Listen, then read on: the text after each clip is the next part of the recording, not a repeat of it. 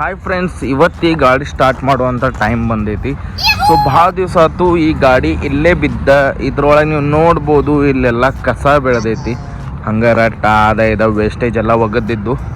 So ಇದ್ರ condition ಹಿಂಗೈತಿ. ಯಾವುದಕ್ಕೂ ಒಂದು ಸರಿ ಕಂಡೀಷನ್ ನೀವೇ ನೋಡ್ಕೊಂಬರ್ರಿ.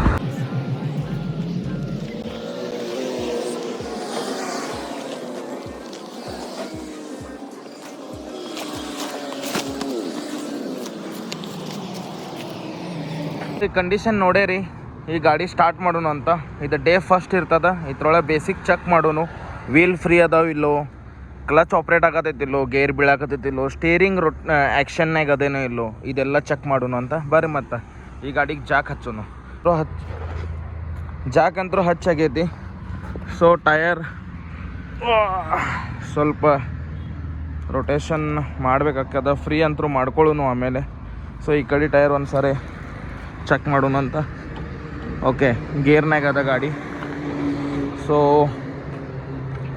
ಇದು ನ್ಯೂಟ್ರಲ್ ಇತ್ತರದ. ಸೊ ಇದು ರೊಟೇಷನ್ನಾಗ ಅದ. ಸೊ ಬರ್ರಿ ಮತ್ತು ಇಂಜನ್ ರೂಮ್ ಕಡೆ ಅಷ್ಟು ಹೋಗಿ ನೋಡೋಣ ಅಂತ.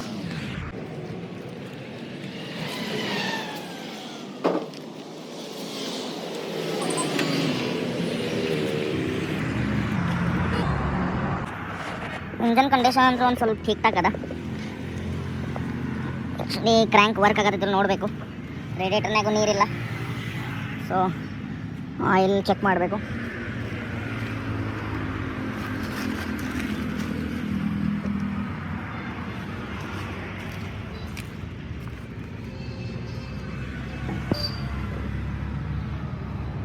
ವೆನಿ ಹೌ ಚೆಕ್ ಮಾಡೋಣ ಅಂತ. ಡೀಸೆಲ್ ಬರಾಕತ್ತೈತಿಲ್ಲೋ.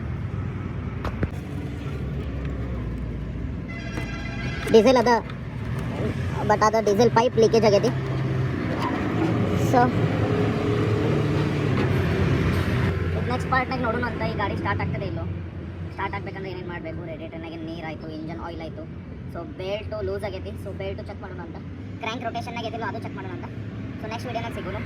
ಜೈ ಹಿಂದ್, ಜೈ ಕರ್ನಾಟಕ.